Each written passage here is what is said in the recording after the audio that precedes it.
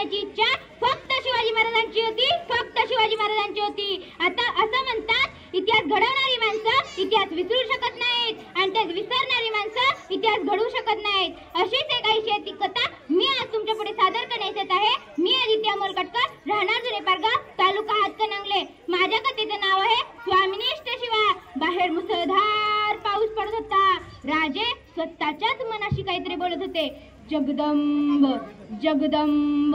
तेवढ्या शिवा आत आला आणि म्हणाला, राज बोलवणं धाडलं जी?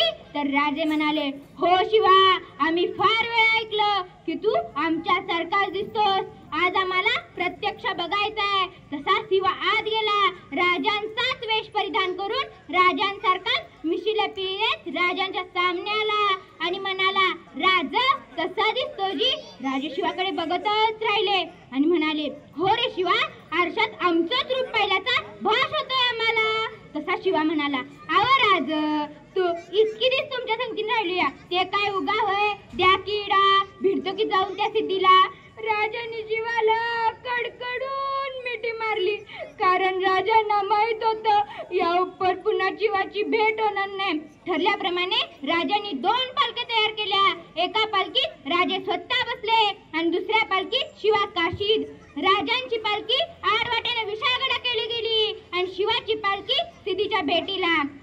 शिवाची पालखी सिद्धीजवळ पोहोचताच ते 2 संशयी डोळे शिवावर रोखले गेले होते। तसा शिवा जसा सिद्धीच्या दरबारात पाय टाकताच तसा सपासप वार झाले आणि सिद्धीने विचारलं, सच बता, तू हे शिवाजी? तर शिवा म्हणाला, अरे हो, मीच आहे शिवाजी। दुसरा तिसरा वार झाला, वारांची बौछार झाली आणि सिद्धीने विचारलं, सच बता, तू हे शिवाजी? तर शिवा म्हणाला, अरे हो, मीच आहे शिवाजी। तेवढ्यात अफजल खानाचा मुलगा फाजल खान उठला आणि म्हणाला, ये शिवाजी नहीं हो सकता।